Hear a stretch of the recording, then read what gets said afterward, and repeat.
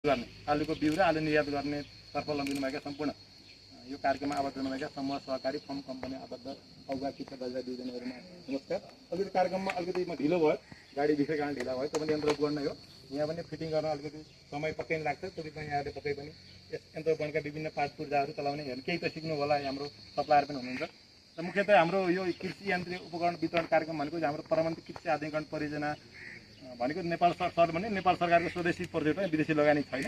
नेपाल सरकारको लगानी विशुद्ध लगानी यहाँ छ। विशेष गरी 50% देखि 75%सम्म अनुदान कार्यक्रम छन्। धेरै जसो कार्यक्रम कृषकै खातामा जाने कार्यक्रम हो।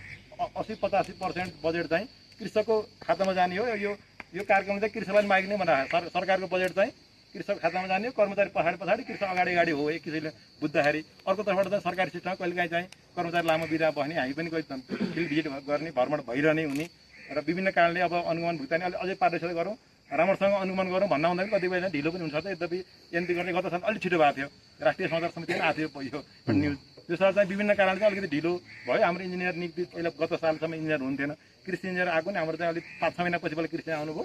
उहाँले चाहिँ अरू जिल्लाको नि अन्य पालिकाको नि स्पेसल बानी पर्ने गरेर अलिकति ढिलो भयो र कुनै कार्यक्रम चाहिँ सरकारको चाहिँ बजेट कटौती रोक्का भएर जस्तै पिबिएस आलुको पूर्व मूल्य बिउ उत्पादन कार्यक्रम अझै पनि 25% कटौती छ, अझै फुका भएन, त्यो ढिलो भयो र आगामी दिनमा चाहिँ त्यो चाहिँ हुँदैन जस्तो हामीलाई लाग्छ। हामी त्यो अनुसार यहाँको सल्लाह सुझाव अनुसार चल्छौँ।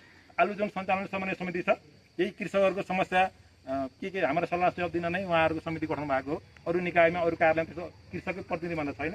यो हाम्रो परियोजनामा चाहिँ कृषककै प्रतिनिधित्व गर्ने 9 जना उहाँ संयोजक उपसंयोजक सहित 9 जना कृषककै प्रतिनिधि छ। कोही हामीले चाहिँ कोही कृषक छुटेको, अनुदान दोहोरिएको, कोही कृषक पछाडि परेको, सम्बन्ध नै हुन नसकेको, यन्त्रबाट पाउनबाट वञ्चित भएको चाहिँ उहाँहरू पनि हामीलाई सल्लाह दिनुहुन्छ।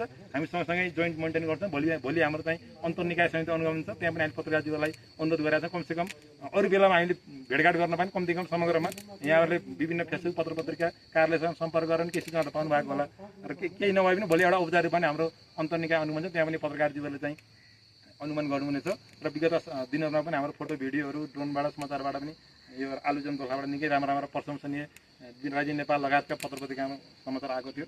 विशेष आलुमा चाहिँ अहिले हामी नयाँ प्रविधि सुरुवात गरेका छौँ। बिउ उत्पादन अहिले स्प्रिङ्कल सिँचाइ चाहिँ त्यो कार्यक्रमै सम्पन्न भएको छैन। अहिले चाहिँ चैत वैशाखमा सिँचाइ दिने स्प्रिङ्कल सिँचाइ गरेपछि अलि आलु धेरै फलेको कुराहरू पनि कृषकले भन्नुभएको छ। त अलिक राम्रो प्रविधिमा आधारित भएको उत्पादन बढाउने खालको सिँचाइ योजना चलाइ